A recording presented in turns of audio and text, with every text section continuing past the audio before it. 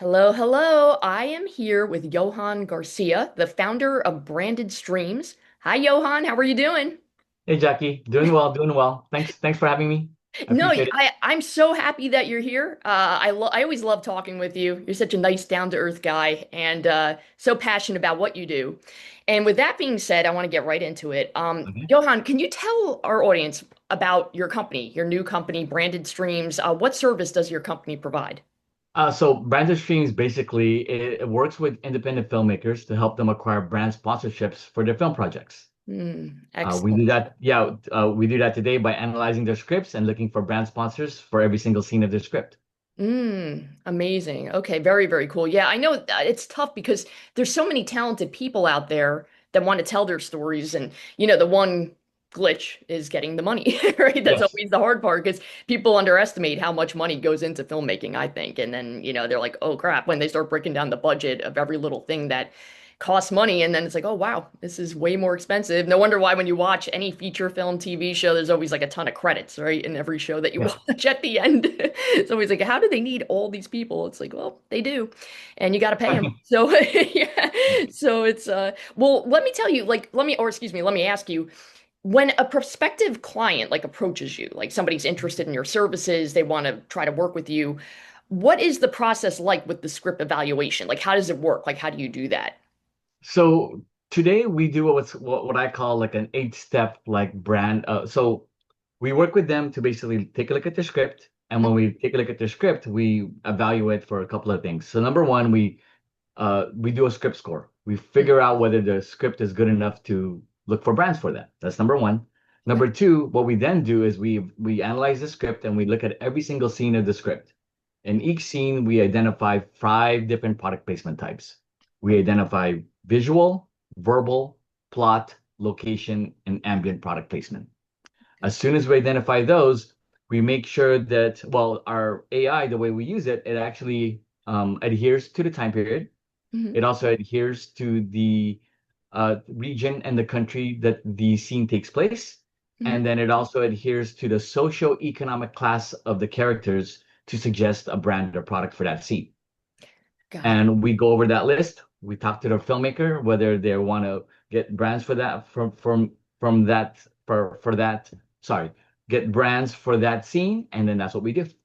That's amazing. So, it's great because there's already some companies out there that do product placement, but the fact that you go above and beyond to write up this analysis, like this report, and you do all these things and really just also analyze the story itself and see if Yes. it works. I mean, what inspired you to launch Branded Streams, like to do all this? Like what was the inspiration behind your company? Well, exactly kind of what you said. So the big inspiration was my daughter. She she graduated from Cal State Fullerton as a film major Mm, back about 2.5 years ago. And back then she got a $10,000 grant to write, produce, and then release her film project. She hmm. got that grant, and right when she got that grant, she went on to GoFundMe and asked for 5,000 more. And I'm saying, what are you doing? Why are you asking for more money when you just got 10,000? She goes, Dad, you don't know. Film projects takes a lot of money. Yep, it sure Sometimes you does. go over budget, sometimes you don't know, but we're trying to basically, cover that. So I started thinking to myself, I bet you I could take a look at your script and scan it because AI was starting to get big. 2.5 years ago, AI assistants, open AI was starting to get really big. So I wanted to have some use case to try to use it. And so I took her script, I analyzed it, I wrote a bunch of prompts, and I started coming up with product placement opportunities in every single scene. Hmm. And then I said, oh, this could be something that'd be useful for other people. And that's how I started Branded Streams. Oh, that's amazing. It's so exciting for indie filmmakers that are just looking to tell their stories. What a great way Yeah. to get funding, because there's so many Yeah. people, and like I meet so many people that are screenwriters and I read their work. I'm like, man, you got to make this. It's like how? Like I don't have an Yes. agent, I don't have a manager, I don't have the money. Like nobody's gonna give me money. Like how am I gonna do this? So it's so Yeah. great that you're doing this for indie filmmakers, and thank your daughter for me for inspiring you to do this. It's that's amazing. But well, let me ask you, because with AI, there's a lot of hubbub. Like there's a lot of back and forth. People are for it, people are against it. I personally think if used right, it can be a good tool. Yeah. And now, as a company that incorporates AI into processing the script analysis reports, What are some pros and cons of excuse me, I can't even talk. I need more coffee. Of utilizing AI in the film industry? Like, how do you see the future regarding AI in film production? So, I mean, I see AI being used in two ways. Okay. One way is all about generative, all about generative AI, all about creating new storylines, new characters, or enhancing the film project itself or the video. Then I Hmm. see the other AI where this is where I'm in is trying to help the film production scale itself. Got So that's what I'm trying to do. I'm trying to use AI to scale film production. Okay, that's the good way to use it. Yeah, for Yeah, sure. No, exactly. that's Yeah, see, that's yeah, one of the pros of it, right? yeah, And I exactly. understand the Exactly. cons, like why people are weary of it because it is taking over some creative jobs. But in a way, if used right, yeah, for this exact reason, that's exactly why you want to use it for sure. No, Yeah, exactly, exactly. Yeah, okay. I mean, honestly, my AI could read a script within 5 minutes and then generate a report. Mhm. And then it basically scales us to read more scripts to help more people. That's how we look at it. Okay. Amazing. Yeah, congrats. That's wonderful. I mean, now when it comes to the film financing system, like in Hollywood, I mean, do you think it's broken, like the system, like the when you see films coming out? And if you do, like, how do we fix it? Like, what is your opinion on the way films are financed right now? So yeah, I mean, based on what I'm hearing and me being in the industry just for a couple of years, yes. Mm, However, I mean, there's really 10 ways to finance a film project, right? There's private equity, there's co-production, there's pre-sales, there's, debt financing, tax incentives, mm, crowdfunding, like my daughter route, right?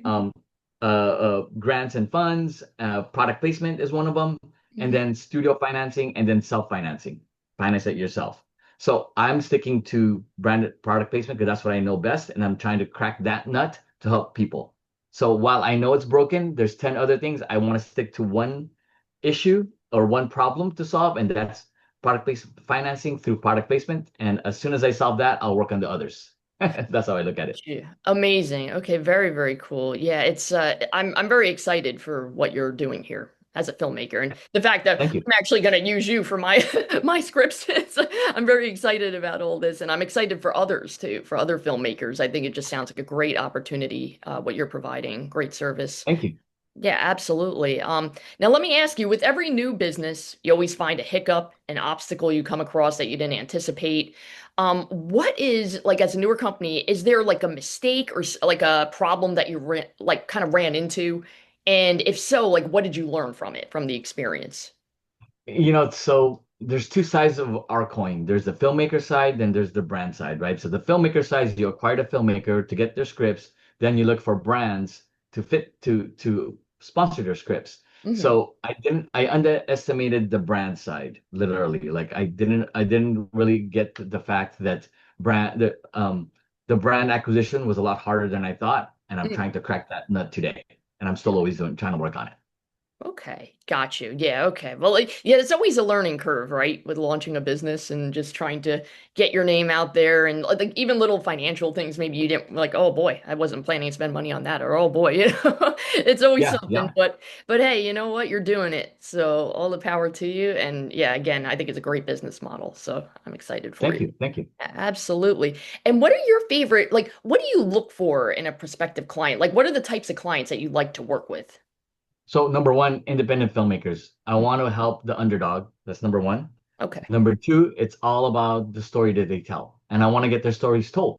Okay. So I'm really looking for filmmakers that have a good story to tell, that are Mhm. all about social good, Mhm. and I want to just help them get their stories told somehow. Oh, that's amazing. Yeah, it's yeah, there's so many voices out there and Yes. so many people with interesting things to say and yeah, it's just and I feel like back in the day people would say, "Oh, I got this great idea for a movie." And then that's where it ends. But now more than ever, there's so many opportunities, right? You know, to film and to get your name Yeah. out there and it's great that you're providing a financial service to help these people for sure. Yeah. I mean, you could shoot in your iPhone now, right? Yeah, exactly. I mean, I got the iPhone 16 and I'm blown away with the amount of, it just the quality of it versus when I first got my Android back in like what, 2000? Ugh. Yeah. Yeah, I don't know. I look like crap. Anyway, uh, well, what are your top three favorite films and TV shows, like three films, three TV shows, and why? Like, what are your favorite? I had to think about that a little bit. So I'm always about the underdog. So I like Rudy. Okay, That's like my all-time. Like I started thinking about that, and I started thinking, so what are the films I watch the most, like the most times, right? So sure. Rudy, reason, Mm, right? hmm. My all-time favorite comedy is Black Sheep with Chris Oh, Farley, the late Chris Farley. It's love always been that. my favorite. Yeah.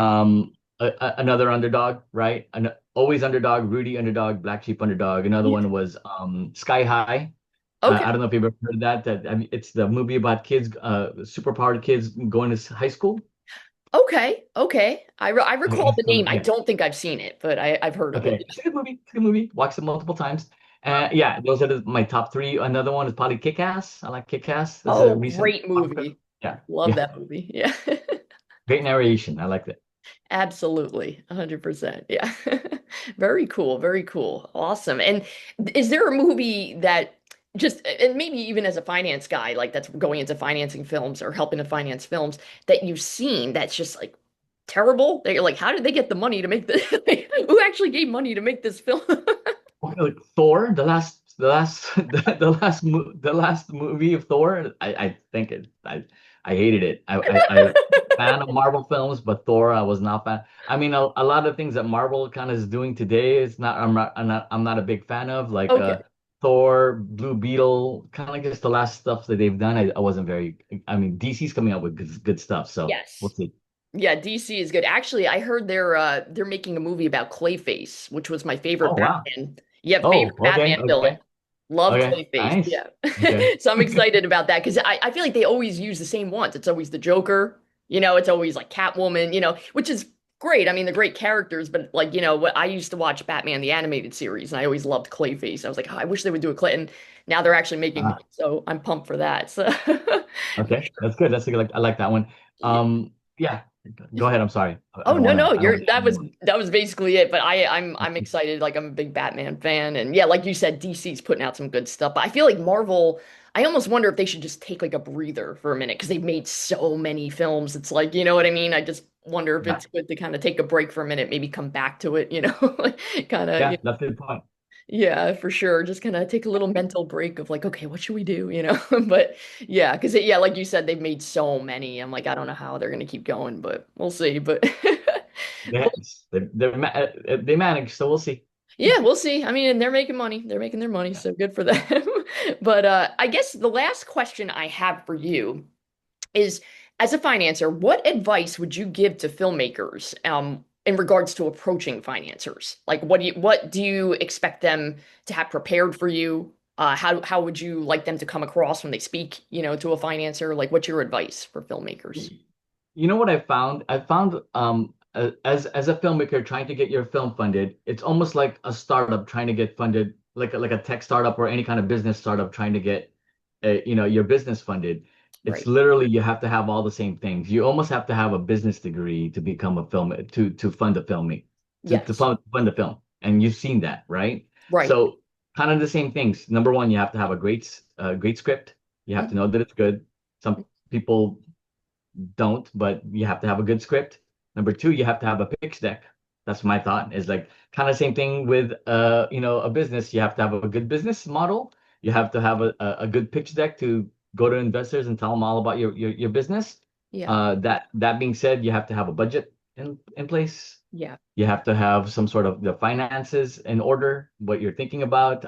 You have to have your team set up, kind of like you need your cast and crew. And Hmm. then you have to have your funding sources, knowing where you're going to get it from. And Hmm. then what do you call that?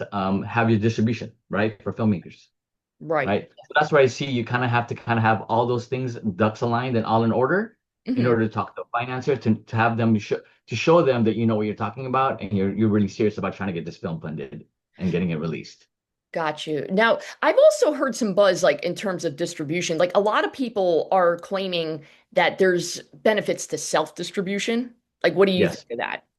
Yes, I believe. I mean, I like remember we were talking about how Hollywood's busted with film financing and so on. It's also Right. busted with distribution. And I feel like if you could self-distribute through another channel or your own channel, Hmm. which a lot of people do, or through YouTube or things of that nature, Hmm. More power to you. Just get it. Same thing like any kind of film budget or any kind of film. You need to get some sort of P&A where you need to get it some marketing.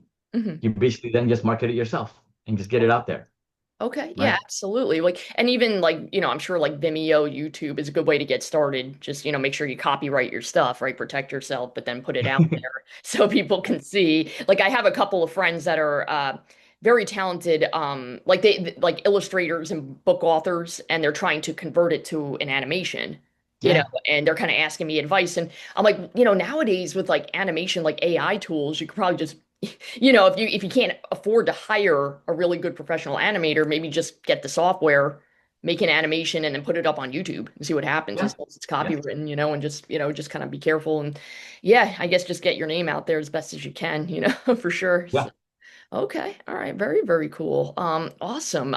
Yeah, I mean, thank you so much. Now, where can people find your like your company, Branded Streams? Like, is it like what's your website? Oh yeah, yeah. So www.brandedstreams.com. Go to our Okay. website. Go to the contact us if you're interested in as a filmmaker. If you're interested in working with us, sign up and contact us, or just reach out to me at Johann@brandedstreams.com, Okay. and I'll be glad to help them.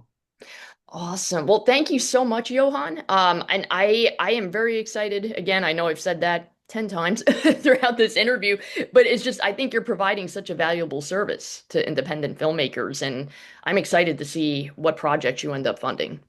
Thank you very much, and thanks Jackie for having me on. I really appreciate it. Yeah, no problem. Thank you for being here. I always appreciate you. Thank you so Thank much. you. Okay.